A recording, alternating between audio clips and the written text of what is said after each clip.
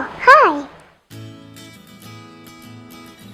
Hi everyone, I just wanted to do a little video and talk about my top 5 needle felting tools. So needle felting doesn't require a ton of tools. I think you can probably just get by with a felting needle and some wool. But if you really want to get into needle felting and make the process a little easier for yourself, these are some of the tools that I would recommend purchasing. The single felting needle is a tool that you absolutely need for needle felting. There's really no substitute for this. It's just a needle with some hooks on the end, and these hooks will help to create rips in the wool when you poke it, or they also help to tangle up the fibers. And when that happens, your wool starts to mat together and become firmer, and that's what helps to create a needle felted piece. My number 2 needle felting essential is a felting pen.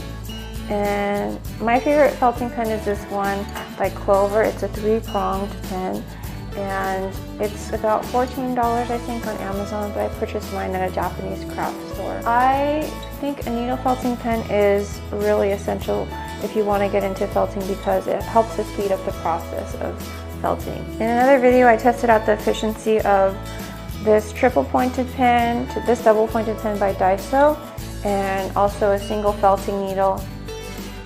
And I found that it took me 12 minutes to create the same round ball with the 2 felting pens versus 20 minutes using a single needle. So a felting pen really helps to speed up the felting process. The only thing about this Clover pen is that when you replace the needles, you have to use the Clover brand needles, which are a little more expensive than the Daiso needles that I typically use. This is a Daiso felting pen that's only 100 yen and it has 2 needles.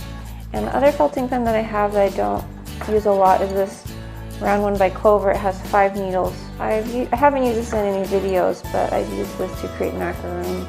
I'm not really sure how much more efficient it is than the other 2 pens. So my number 3 needle felting essential tool is these felting thimbles.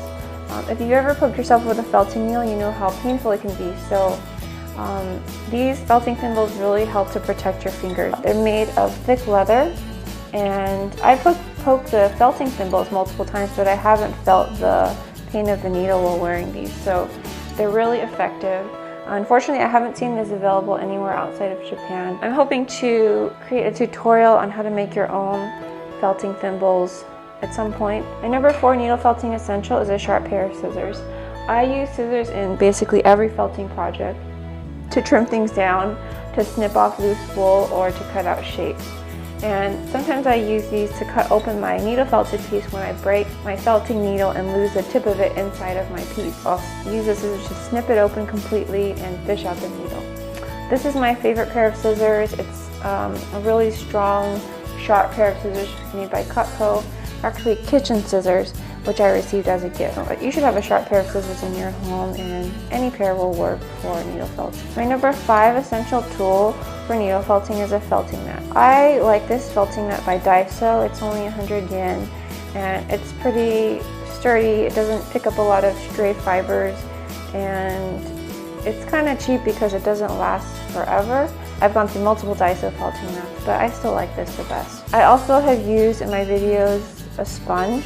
I find that this tends to degrade a little bit more quickly than the Daiso felting mat, but it works. The purpose of a felting mat is to protect your table surface from the pokes of a needle, and to protect your needle tip from the table itself. The needle tips are very delicate, so if you were to just poke on the surface of the table, then you might break the tip of the needle, and you might also damage your table.